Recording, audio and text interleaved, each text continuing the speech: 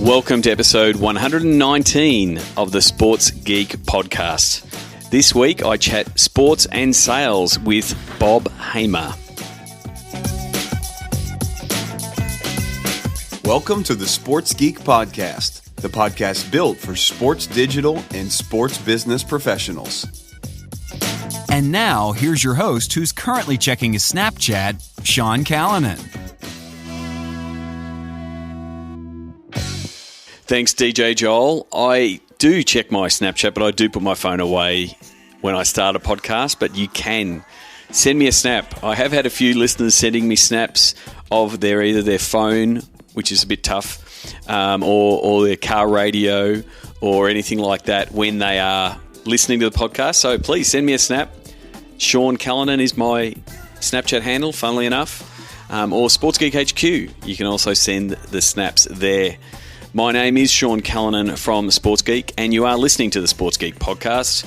You're doing that on iTunes or Stitcher or SoundCloud or my favourite podcast app, Pocket Casts. Let me know what channel you're using to listen to podcasts. I'm always really interested in knowing what app you're using, but I'm also really interested in what other podcasts you're listening to.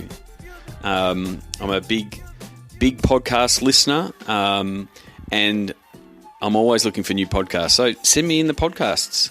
As I've done earlier, I've reviewed and pointed people to other podcasts to listen to. You got Troy Kirby with the Tower of Sports. Adam Martin does the Makers of Sport. If you're really into your design and your sports design, Adam's podcast is a great one, and there is plans for us to do a podcast together in the very near future. So if you're listening to both of our podcasts, you are in for a treat. And I think there's some real opportunities in the space, and some great podcasts out there. Some that are off the beaten path from a sports point of view. I'm a big fan. I'm just going to don't normally do this. I'm going to open up my phone and I'm going to tell you what kind of podcasts are sitting in my podcast app. I'm a big fan of the Startup Podcast from Gimlet Media. That's in my always download. And speaking of downloads, another podcast that I really do like. It's called Download This Show. It's an Australian podcast, but it's from Radio National, from Mark Fennell, and really looks into the week in technology and culture and the like. So they're always looking at what's the latest in social and digital and things like that. So it's always an interesting discussion. And I've been listening to a little bit of the DigiDay podcast, picking and choosing a few of those as I go. But if there is one that I'm pointing people to at the minute, I'm pointing people to the recent podcast that Bill Simmons did with Chris Sacca. Chris Sacca is one of the early investors of companies you may have heard of, Twitter, Airbnb, Uber. And the discussion that Bill Simmons had on his podcast with Chris Sacca is, right up there. It's in the top 5 of podcasts for mine from an episode point of view. Right up there. If you've heard me rave about Tim Ferriss's podcast with Arnold Schwarzenegger, I would put that Chris Sacca one right up there as a really quality podcast and well worth a listen. So that's it. That's enough of the podcast review because you've come here to listen to this podcast. And so this week I caught up with Bob Hamer from Sports Biz Solutions about his background, both in the NBA as far as working at the Phoenix Suns, but then also what he's doing now with Sports Biz Solutions in helping teams to sell. So it's a real hark back to episode 60 with Katie Morgan from the Texas Rangers, where the phrase "cheeks on the seats" came out, and you know that I've been using that phrase for a long time since. Sports and work in sports is all about the cheeks and the seats. So Bob's looks at how teams sell, cold calling tips, and a lot of stuff that he's learnt over the journey, and as well as what he is helping people with. So here is my chat with Bob Hamer from Sports Business Solutions.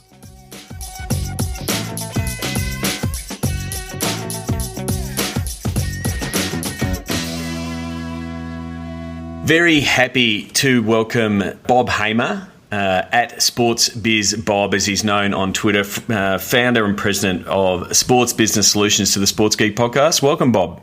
Good to be here. Thanks for having me, Sean. No problems. I really wanted to chat with you. You've got a long history in sports, and especially in the ticketing and sales side, and also helping people get into the sports business. What was your first gig? What was your first job in the world of sports? Yeah, so my first job, I was an intern for the Charlotte Bobcats back in the summer of 2005. It's kind of the first job, I guess full-time position I had in sports. And what did that role entail?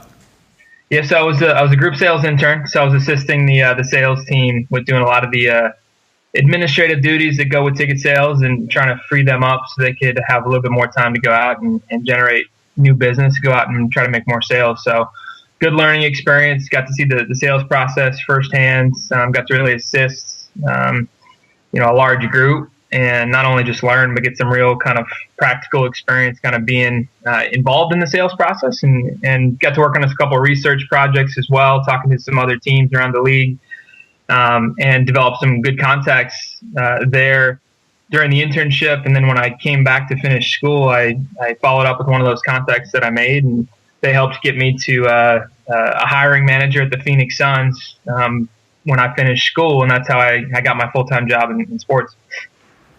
And so you had a long history, and if you look at Bob's LinkedIn profile, you can see the steady progression through the sales process and through the sales infrastructure at the Phoenix Suns. What are some of the lessons you've learned from a sales and a ticket sales point of view in your role at the Phoenix Suns? Yeah, so at the Phoenix Suns, my tenure there very quickly, I spent 8 years with the Suns. I started in an entry-level ticket sales position and grew over the course of my tenure to become the VP of Sales and Service. So I spent 4 years as a seller full-time, and then 4 years as a manager, director, and ultimately VP. And, I learned a lot over throughout my time there. I think I got into the job, and I'd never been in sales before. I didn't know how it was going to go. I didn't know if I was going to be good at it. I didn't really know what to expect. And so I figured I would give it a little bit of time and see how I did, see how I liked it, and kind of let things go from there. And it turned out that I really enjoyed the work. And figured that was the career I wanted to pursue. And, after giving it, I said I'd give it a year, and I ended up spending 8. So I really did enjoy it and was able to build a nice career with the Suns. But I guess the lessons that I learned along the way, in sales is, there's a lot of things that I think are really important. Work ethic is huge. So the more calls that you make, the more conversations that you have, the more you typically sell. So work ethic has to be there. Attitude is really important. So controlling the things you can control. If you're not excited about what you're doing day in, day out, you're not excited when you're talking to prospects, they're not going to be excited to buy from you. So I think attitude and controlling what you can control is really important. You got to be consistent, so I think you can't get too high when you're having a good run or being successful, and you can't get too low when you're struggling. You got to focus on a process and really the day-to-day aspects of the job. And if you consistently have good days, they turn into good weeks and good months and good campaigns. And so, I think trying to be consistent, I think is really, really important too. And you gotta be a little bit fearless, a little bit tough. I mean, it's a very difficult job. The sales game is a lot of outbound calls. You're getting hung up on. People aren't always open to talking to you. So you gotta be able to deal with that rejection and maintain a positive attitude and keep working hard. So those would be a couple of things that I think are really important that I learned along the way. I think the important bit there is sort of how you went into the role going, no sales experience, not sure if that is you, and the fact that, sales teams and when they're set up correctly, if you have that process and you have, your call scripts and things like that it can give you, enough I guess, running lanes to start getting, if you follow that process enough. And like you said, if you put in the calls, then you start to understand and get the process and understand where those wins can be made. Is that the real important bit of that early, that awkward giraffe walking sort of early first few months when you're in that role to figure out how you're going to do this? When a lot of people coming into those early roles, they have no experience in sales. Yeah, I think it's a really good point. And when I first started, we had call scripts, and I read directly off of the script for probably the first couple of years I was there. And, I think my mentality going into the job was I was humble enough to admit that, I'd never been in sales before. I'd never sold tickets before.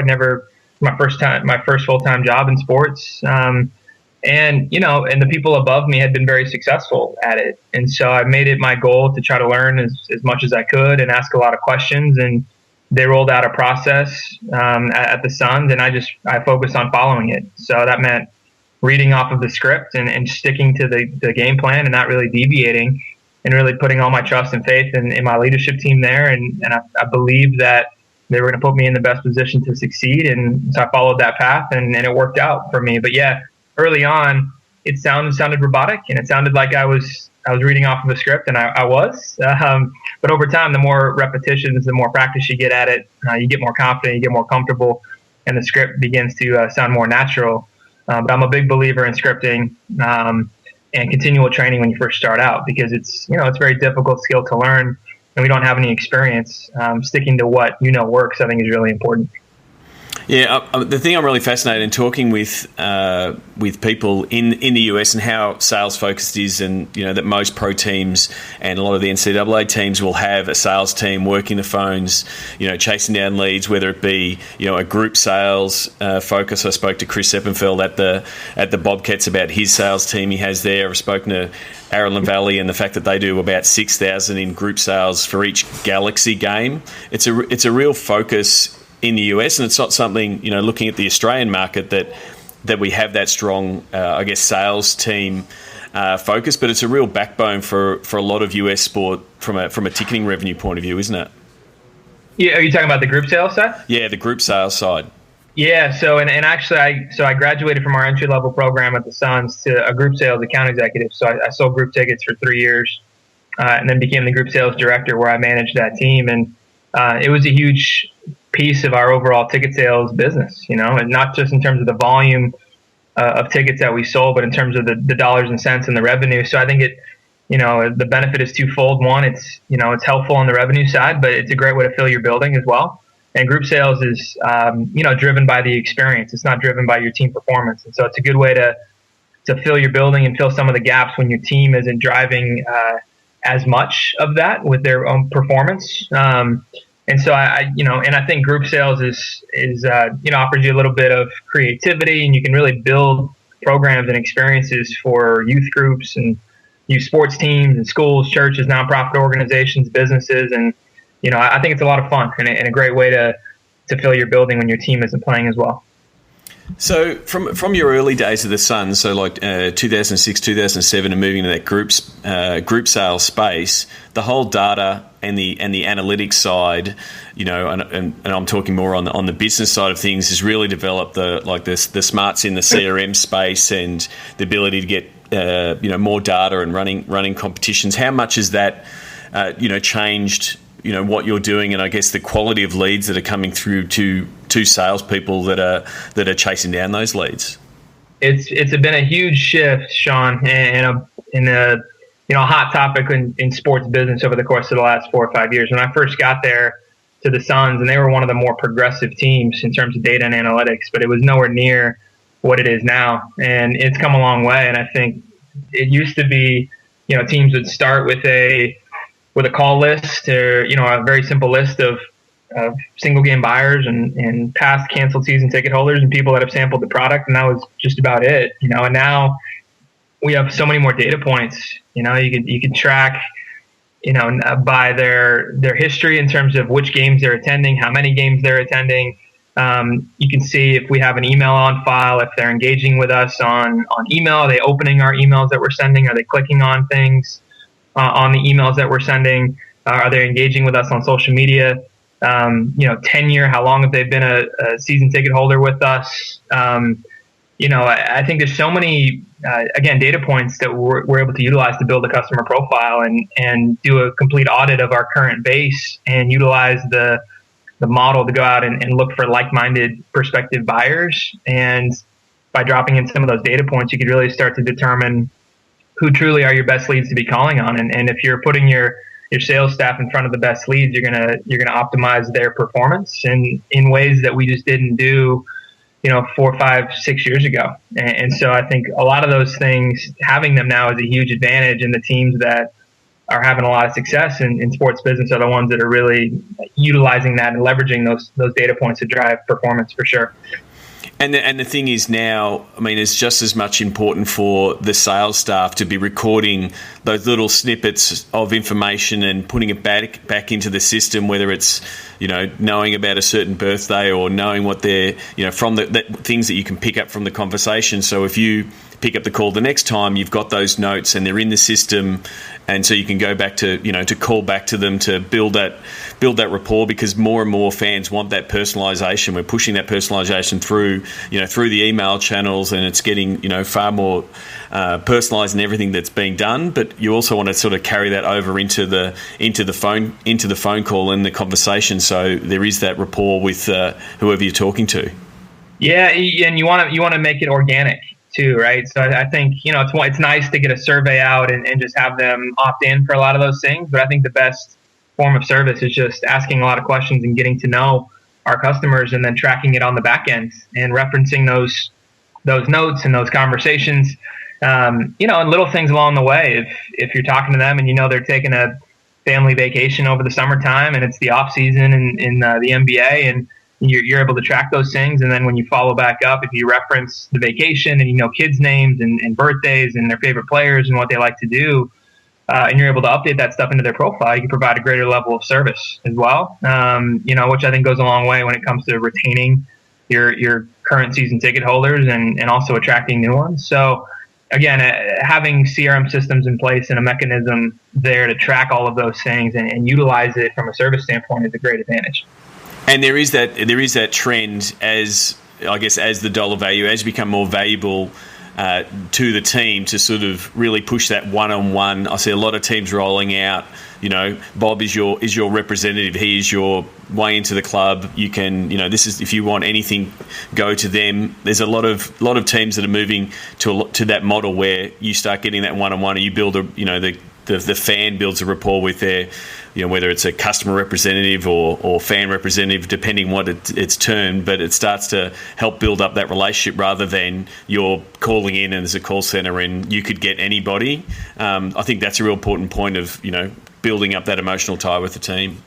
Yeah, I mean, it really helps develop an affinity for the team and for the brands, So I think if you're just rolling out your renewals and you don't have any sort of relationship with anybody that's working there, I mean, you're gonna win back the casual fan, the one that wants to be there. But I think really you can make a huge difference, with the accounts that are maybe on the fence. If you have a dedicated person, you have a relationship with them, what's important to them and why they're buying. You almost want to come back because you have a good relationship there and you feel like you're part of the team versus, just getting an invoice every year to sort of renew your ticket. So the teams, and all the data supports this, the teams that have a dedicated service and retention group consistently win back more business and renew more accounts just because of that relationship. And it shows that they're investing in the customer. And again, the more that they know about them, they develop a stronger relationship, not just with the team, but with their person, and I think it increases their chances of renewing their seats, which I think is, and all the data would support that. So, and a lot of teams have followed that trend. One of the things that I see the difference from the Australian market, and we're seeing the NRL are running out a little bit of the sales team type of process to help the clubs, but the focus really has been, and historically it's always been a member-based clubs, and you're buying your membership and you're a member of the club, and it's really tied to identity as opposed to in the US it's season ticket, and it's a little bit more transactional. But we're seeing a few teams sort of moving to member and trying to call their fans and their season ticket holders members. I know the Kansas City Chiefs are doing it, and a few others are sort of changing the language just to sort of help the fan feel like that they're part of the team. Do you think that's something that that sort of slight move to being a fan and being part of my identity? If it's I'm a Phoenix Suns fan for life, or I'm a Collingwood fan, do you think that helps you as a salesperson it gives you another angle to go in for the sale and to keep them on board, especially from a retention side? Yeah, I'm a big believer in membership, Sean. I think for a couple reasons. I think sometimes season ticket might have a negative connotation. I think sometimes people think like, wow, I can't afford to attend 44 NBA games, or I can't afford to attend 80 baseball games. I think sometimes they hear that term and they think, well, I can never be a season ticket holder. Yep. The Suns were one of those teams that led that charge too, and a lot of NBA teams have. But I think a membership model is more indicative of truly what it is. There's a lot of benefits that we always call season ticket holder benefits, but there's a lot of things beyond just the seats that are a benefit to being part of the team. So I think we kind of changed the vernacular from season ticket to membership, and started to roll out other non-game sort of benefits, so like special events, additional value or discounts at other restaurants in town, access to player and coach events, behind the scenes access type stuff. It's starting to make it more about just the seats and just the game itself, and truly making it feel like if you're a member, you're a part of that franchise, you're part of that team. And I think the fans really resonate with that and want to be a part of something larger than just having seats and renewing their season tickets every year. And so I also think that transcends, wins and losses too, because if there's other value beyond just your seats, you're going to want to stay on board year over year because, you feel like part of the team, like you have almost ownership in it as a member. And so I think for a lot of reasons, teams going to that membership concept are showing and creating more value around your seats than just having tickets to all your games. And I think whether you're winning or you're losing, I think by having a membership and having additional value beyond that is going to increase your retention rates and just build more fan affinity, which is going to help you long term. So I'm a big believer in membership, and we did it at the Suns, and now a lot of teams have gone that way, and kind of following the European soccer model, which I know kind of do it really well. Well, that's the thing. It does open up, outside the stadium, and you look at big clubs like Real and Barca, and Real have the Madrista, which is their membership program. And I think it is for €20 a year, you get a card that says you're a member, and that's pretty much it. It gives you some digital content, but it allows them to sell membership, start the conversation, put them on that escalator that we all know that sports fans are on, that you can keep upgrading them. But effectively, they charge people €20 to be part of their loyalty program. When we're seeing a lot of other teams rolling out loyalty programs as a bit of a sales funnel for tickets and things like that, it's very monetizable if you sort of just tie that emotional piece to it. Yeah, I agree. And I think it's a great way to engage a group that maybe can't afford something a larger level spend, or maybe can't afford the season ticket or having tickets to all the games, but they do want to be a part of it. I think giving them a little bit of access to as a sort of a feeder system, I think is a smart approach too. And I always go back to, if you tie in more value, people feel more connected to the team. It's going to build affinity, which will translate into dollars and cents down the road too. People want to be a part of that. So I think, the membership vernacular and everything that it has really been a game changer and helped a lot of teams, and will continue to do so moving forward. Yeah, and I think there's a real long tail with it as well, because like I'm a Collingwood member and have been for now 12 years, and if I meet someone who says they're a Collingwood fan, I almost, and I say the AFL is so mature in a membership model, it's now at guilt level marketing. Where so if I meet someone, I say, "So are you a member?" And I'm all, the fans are automatically saying, "Well, if you're not a member, you're not truly a fan. Sign up for some reason." So you're starting to get your own fans to become, your marketing ambassadors and ambassadors for the brand, and it's a real powerful way of leveraging your fan base that love your fan, like you said, through thick and thin, through winning, through losing seasons. It's a really powerful way to leverage that fan base.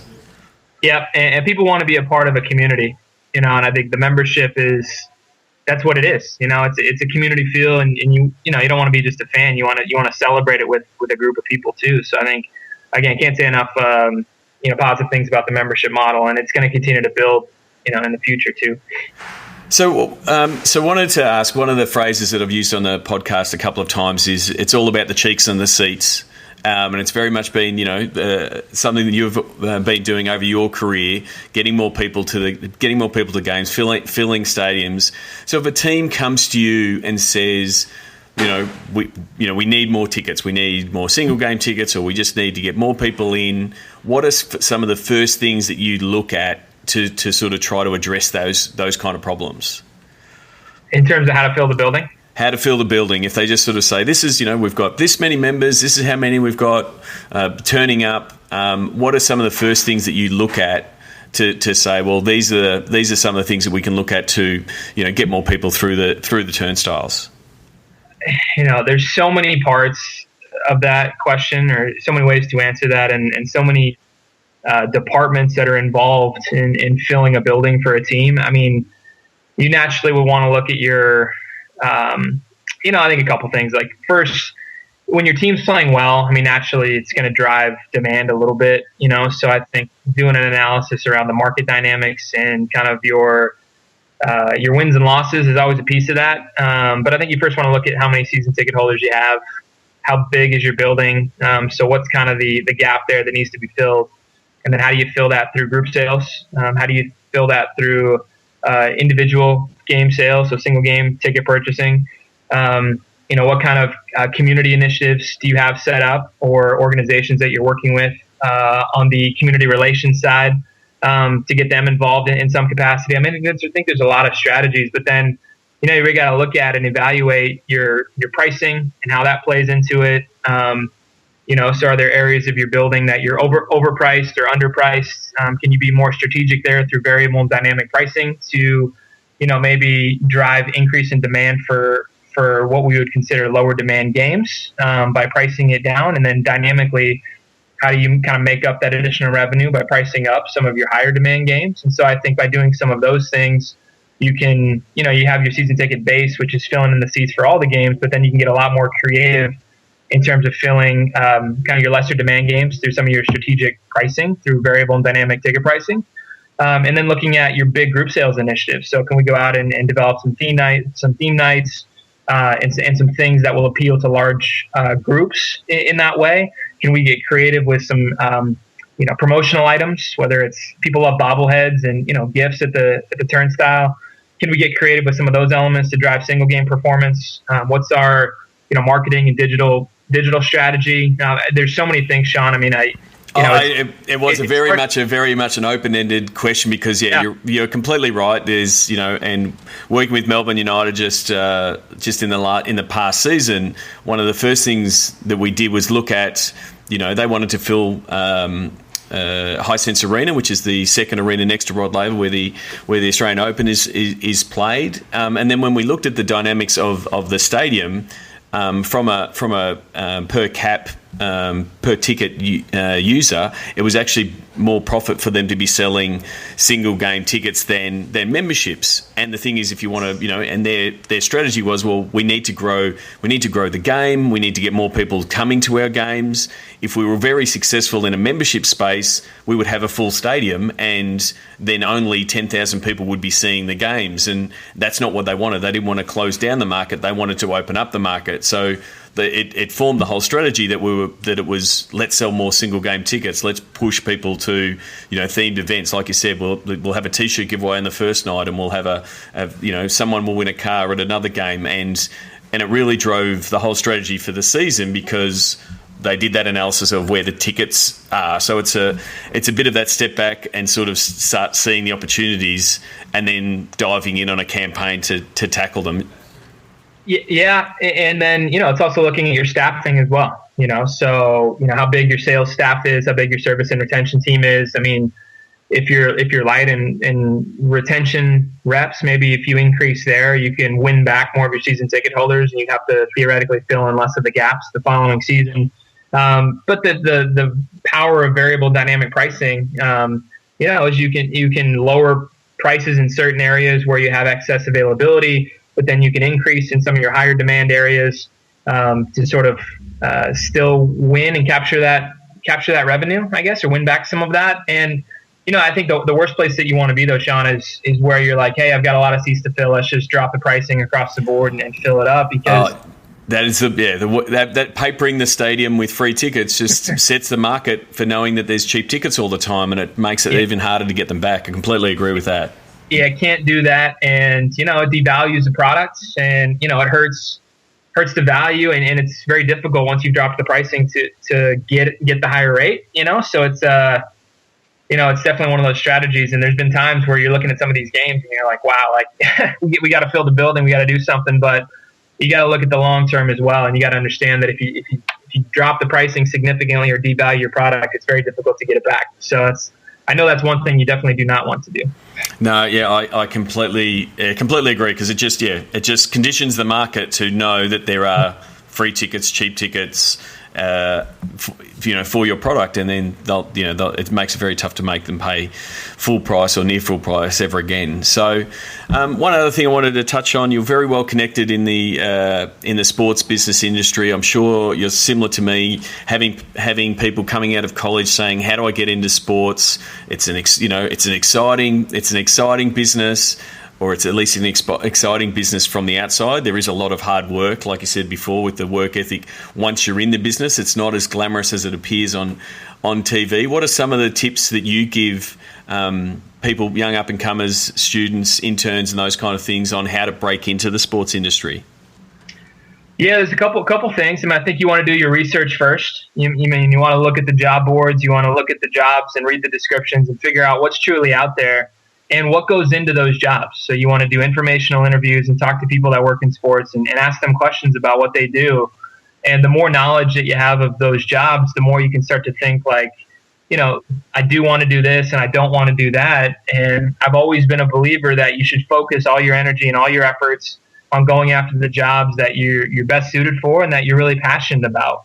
I think, and I dealt with this a lot in the sales world, people just, I'd say the majority of entry-level jobs in sports, at least here in the States, are going to be in ticket sales.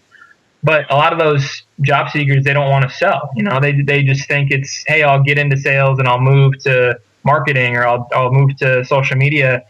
The skills and the experience is totally different, and if you don't want to sell, you're going to struggle to have success in sales. And if you're not succeeding in sales, teams very rarely just say, hey, you're not working out here, we'll just move you to another department. So, and also I think when I was interviewing, I really wanted to talk to people and try to vet out if they really wanted to sell. And if I didn't feel like they were invested in doing that work that I was hiring for, they very rarely got a job. And so, I think the more research that you do and the more knowledge you have, then you focus your efforts on what you like to do and what you're qualified to do.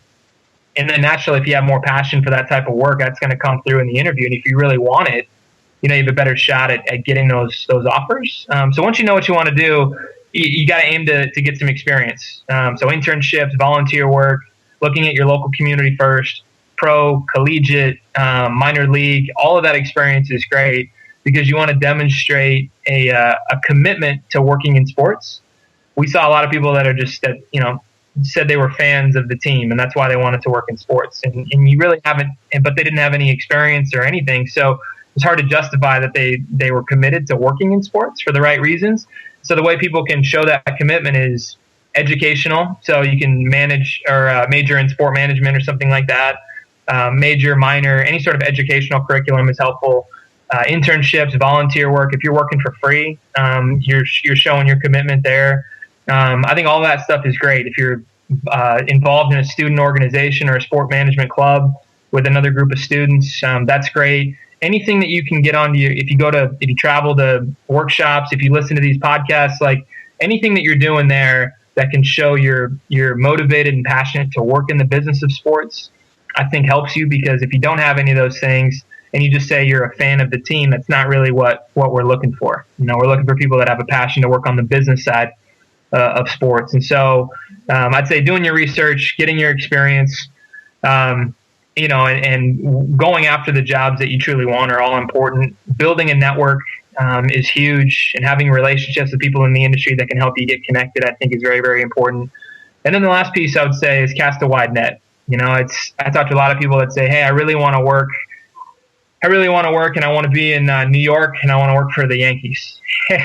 And I, as much as I would love to make that happen, like if you're all in on just one team and it doesn't work out, then it's harder to get into the industry. So, it's already very difficult to get in, and you want to give yourself as many opportunities as possible. So I say, once you know the type of jobs you want, cast a really wide net. Be open to different leagues, different teams, different markets. Although the sports themselves are different, Sean, the business of sports is very similar across the industry. And so I'd say casting a wide net will give you a better shot. And the more irons you get in the fire, the better your chances of getting in. Yeah, I completely agree, especially that there is a bit of that romance around, I'm a fan of the team, I want to work for the team because it'll be cool.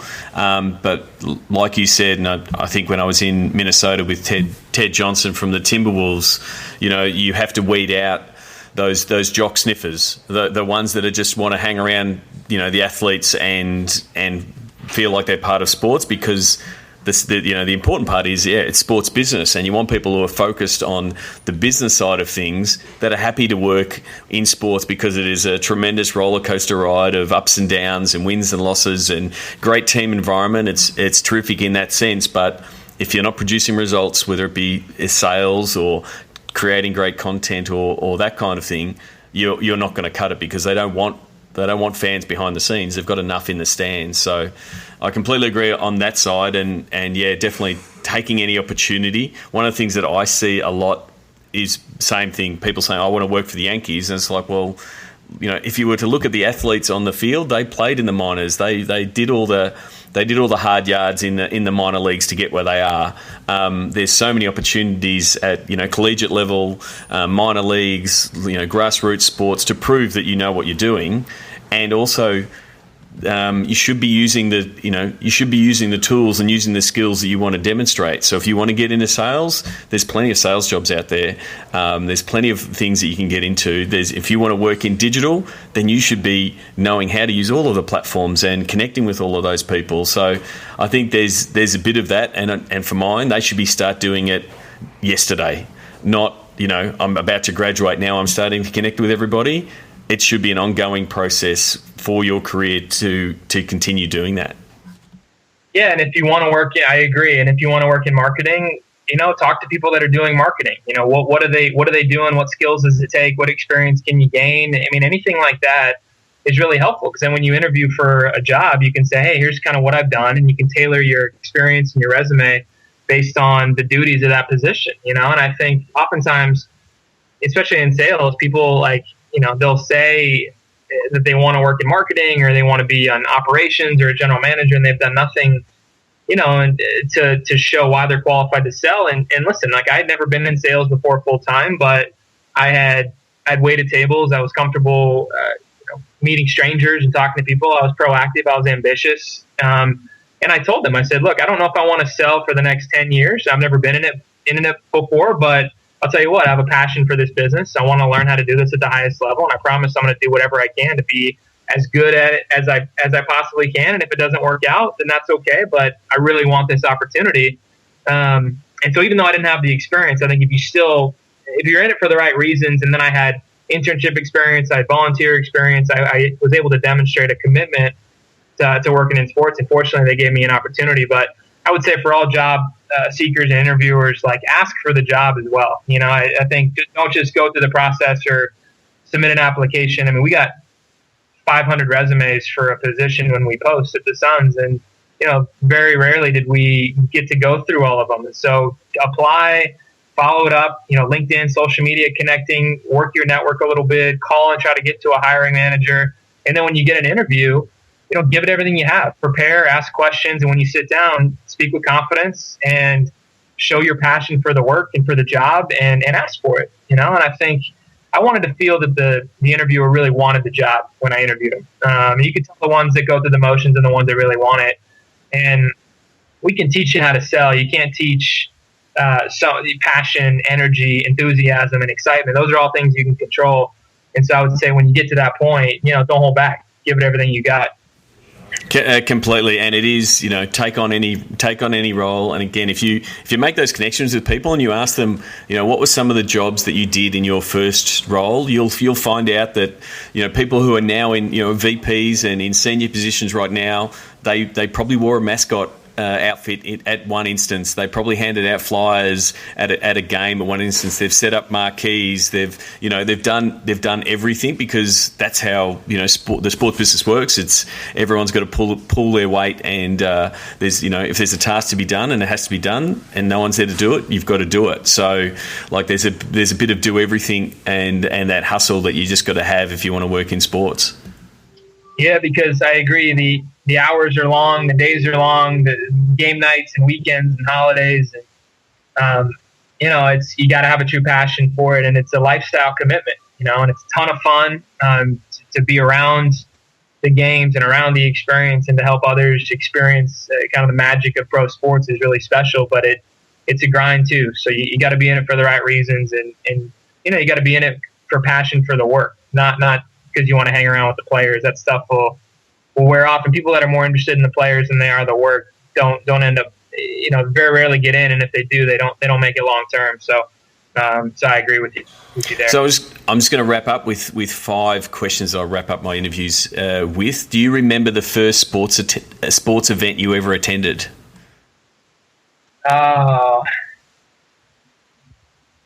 I don't specifically, but I would guess it was an Angels baseball game when I was a kid. I remember going to Angel baseball games when I was a kid in California. And in your long sports business career, you would have gone to many sports events. What's your favorite food at a sports event or a stadium? I got 2, and I'm a sucker for it. It's a hot dog and nachos. I just can't. I can't go to a game and not get it, Sean. And I always, I don't always feel great after, especially if I have a couple of hot dogs. But something about the concession fare, I can't avoid it. Oh, terrific! What's the first app you open in the morning when you pick up your phone? Twitter. And who should the Sports Geek podcast listeners follow, and why? Whether it be a Twitter follow or a writer or a blog. Who do you suggest they should be following? Can I say myself? I've got a friend of mine, Steve Sematena, says the phrase, "The best form of promotion is self-promotion." So I will definitely allow that, Bob. Yeah, this is my shameless plug here, Sean. But yeah, I would say follow me. I'm at SportsBizBob. I do daily tips of the day. I blog and I write on sports sales, sports business. I have a passion for helping other people succeed in the industry. And, for those that are in it and that aspire to be in it, I'd love to help any way I can. So I like to think I'm a pretty decent follow on Twitter at SportsBizBob. I will concur with that, Bob. Definitely worth a follow. Last question. What is your social media platform MVP? When you say MVP, like the one that I utilize the most? Yeah, so which platform is, of all the platforms that are out there, what would you name your MVP? I'd say LinkedIn. And I utilize all of them: Instagram, Facebook, Twitter, LinkedIn. I would say LinkedIn because, my target audience and the people that I speak to are sports business professionals and people that, have an interest in I don't know if it's learning or getting better at their craft. And that's kind of the audience I'm trying to reach. And so for true business content and educational purposes, I think a lot of people come to expect that and look for that on LinkedIn. But if you're on Facebook, if you're on Instagram, they're looking for other engagement. So in my opinion, in terms of blogging and corresponding and connecting with people in more of a more of a business way, I would say LinkedIn has probably been my MVP. But I think there's a lot of value in all of them, and I utilize them all. But I would say I get the most return in terms of like views and engagements on LinkedIn, because I think my audience is looking for that on LinkedIn. Yeah, I agree. We're both very active on LinkedIn in both connecting and putting content on there, and it is one of the phrases I use is it's Facebook for suits. It is the business version of what Facebook is, and so it's a really great way to connect with, and I've connected with a lot of people in the sports industry, via LinkedIn, and it's a really great way to do that. I will put a link to your LinkedIn for people who have not connected. I would think that there's a high propensity of Sports Geek podcast listeners that you're already connected with Bob. Yeah. But I'll put a link in the show notes. People can find you, as you said, at SportsBizBob, and also sportsbusiness.solutions is where you'll find Bob's business, Sports Business Solutions. Thank you very much for coming on the podcast. Of course, Sean. Thanks for having me on. I guess very quickly in closing, I appreciate being here. And my business, I do a lot of sales training, consulting, recruiting for sports teams, sports properties across really all teams, all leagues, all markets. And so, I have a real passion for, helping people succeed in the business. And I also, work with a lot of college students and recent grads, helping people get jobs in sports. And so I enjoy networking and getting to know new people. I enjoy helping any way that I can. So if I can do that in any way, for anyone that's listening to the podcast, don't hesitate to reach out, connect with me on social media, reach out to my website, sportsbusiness.solutions, and it'd be great to meet you. But I appreciate you having me on, Sean. Thank you. No problems. We have to get you down to Australia sometime. Yeah, next time we do this, Australia for sure. We'll have to do this one face-to-face. Okay. Thank you. All right, thanks. Sign up for Sports Geek News at sportsgeekhq.com/sign up now. Thanks again to Bob Hamer from Sports Business Solutions. You can find and tweet Bob at SportsBizBob. Terrific handle that. He's very active on Twitter, and as we sort of touched on there with his most valuable network, his MVP social network, LinkedIn. Bob and I are very prolific on LinkedIn. We both really like it as a platform, especially from a business to business point of view, and especially to connect in the sports business world. So I'd really be interested in how you go about using LinkedIn. One, if we are not connected, please send me a connection invite.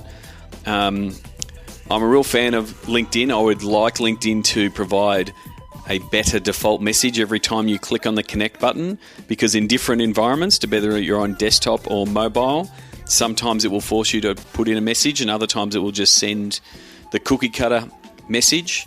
I think that would be a massive improvement for LinkedIn if you were able to say, hey, I'm Sean, I do a podcast on sport, I like connecting with people in sports business, would you like to connect? I think that would be a better default message for me. But if you are sending me a message and you are a listener, please let me know. Either send me the connect and I'll reply, or I'll accept. But if you come back and say, hey, I listen to the podcast, I'd really appreciate that feedback. I've been doing a little bit of experimenting with LinkedIn over the past 6 months, just seeing how the platform works and seeing people's, appetite to connect. And I'm definitely seeing a shift in both the way that LinkedIn is working, but also the way people are using LinkedIn. I think early on, and as I've said earlier, I've been on LinkedIn for many, many years. Back in my geek days, getting people signed up when I was working at AGL, a power company over here in Australia. And we were going through a downsizing and outsourcing, regime is the wrong word, project. Everyone was effectively losing their jobs. It wasn't a great time to be managing around 40 staff. But one of the things that I did do is I got everybody on LinkedIn and sort of said, look, guys, this is going to be a really powerful network, knowing everybody that you once worked with. So I was a really early adopter on LinkedIn and understanding how to use it. And I've used it pretty aggressively on building out my network from a sports geek point of view and connecting with people in the US and the UK and around Australia. So it's been really important for that. And so I've just sort of been testing it. They used to have LinkedIn Connected, which was a bit of an app that pretty much LinkedIn would suggest people for you to connect with. And I think that's where the shift has come for mine. 7 or 8 years ago, LinkedIn was really, really tough on, you must know the person and only connect with those people. But I'm seeing more and more people having looser connections on LinkedIn is probably the best way of putting it. Connecting with people that are in adjacent industries or work in the same area, and people are more willing to connect. I know there are still people that have personal policies of, I have not met that person in real life, I'm not going to connect with them, and I respect that. But I also think there's a lot of people that are seeing the opportunity of both having a wider network, but then also seeing LinkedIn as a content discovery platform. I put a lot of content into LinkedIn. Everything that I read and everything that gets tweeted out also gets pushed into LinkedIn using Buffer as the tool to send it into LinkedIn. And it's not my primary platform to read content, but I do know it's a primary platform for a lot of people. And I use the phrase that LinkedIn is Facebook for suits. Not that I've worn a suit for many years, but it's definitely Facebook for the corporate environment. And so there are a lot of people that are using it as professional development and those kind of things. So I've sort of been testing both how many people will connect with me. I was using LinkedIn Connected for a little while before it got retired earlier this year. I was using LinkedIn Connected a little bit like Tinder. Swipe right and ask for a connect. Swipe left if they weren't in the sphere and the roles that I wanted to talk to. And it's seen my a real big growth in sport as an industry in my connections. So I think I've gone from 5,000 connections to nearly 20,000 connections, connecting with a real tight focus around sport, technology, and that intersection, which is where I play as Sports Geek. And it's starting to serve up some really interesting opportunities coming back to me on what people are engaging with, what type of content they're engaging with, and that it is a different beast to the Facebooks and the Twitters of the world. And it's quite remarkable now that I have more LinkedIn connections than Twitter followers, and I've had people ask which one's more valuable, and I'm like, well, LinkedIn is far more valuable because they're all real people, and also you still have the ability, and again, hopefully LinkedIn don't turn it off, to download those email contact details from your LinkedIn connections. So far more valuable than when comparing to Twitter, which doesn't give you that access. So yeah, I'd love to hear how you use LinkedIn. I recently put up a question asking people if they wanted any help or had a question answered on LinkedIn, and answered a few questions there. I'm going to do that more often to keep that group engaged. And yes, if we have not connected, please rectify that. I do my best to try to find everybody that potentially might listen to the podcast, but if we haven't connected, please do so. And I guess if I have some quick takeaway advice on LinkedIn is get your vanity URL sorted.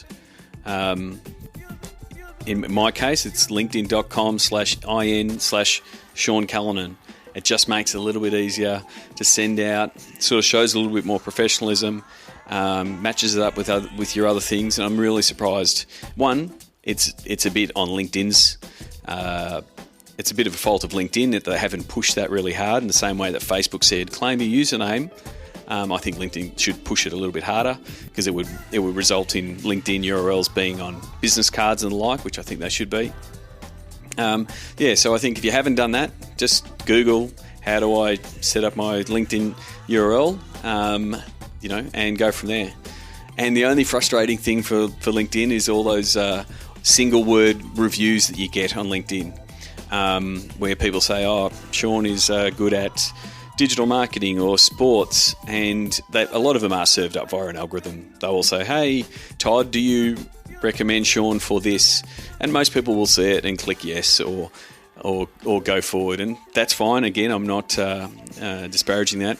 But it's when one or two skills get in front of the others that LinkedIn will keep serving it. And so the only bugbear I have is that I've got a low rating for podcasting. So if you feel the need, if you're in LinkedIn at any point, please give me a +1 for podcasting. I would like to see that join my 99 plus club on my LinkedIn profile. I think that's the only gap I have. So again, thank you very much for listening to this episode of the Sports Geek podcast. My name is Sean Callanan. At the end of this podcast, the sounds of the game this week is from the Adelaide Oval. Adelaide United versus the Western Sydney Wanderers. Great spectacle at Adelaide Oval. It was thanks to Rob Scilaciotti for inviting me down. It was a great game. Just over 50,000 people in attendance, and great to see the Adelaide United finally rewarded with a win. And just on that, we ran a Snapchat filter over Adelaide Oval for the 4 hours that the game was on, and allowed people to put their face inside the A-League trophy. If you haven't seen the A-League trophy, it's a circular trophy. It's sometimes known as the toilet seat. So we created a filter, a geo filter, that allowed people to put their face in the A-League trophy. Alan Delich, who set it all up, actually shared all the stats and how it went. I think it cost about $120 in the end. And he shared all the stats around the views and the usage at the stadium for the 4 hours. So if you want to know more about that, you know where that is. That is in the Sports Biz Slack community, which you can join by going to sportsgeekhq.com/Slack. There is over nearly 350 people in there now, and we'd love to have you there. And also, voting is still open to help me decide and build momentum around the next big podcast guest. Go to sportsgeekhq.com/tradable. Who do you want me to interview? Shaquille O'Neal, Steve Ballmer, Bill Simmons, David Gallup, Dana White, Todd Greenberg. There's 9 nominees there. Please leave your selection there, and it'll help me convince that person to come on the show. Until next week, my name is Sean Callanan from Sports Geek. Cheers. Like the Sports Geek podcast? Find us on facebook.com/sportsgeek. Want to understand Facebook advertising options? Go to sportsgeekhq.com/FB ads. Please leave a review on iTunes. Go to sportsgeekhq.com/iTunes.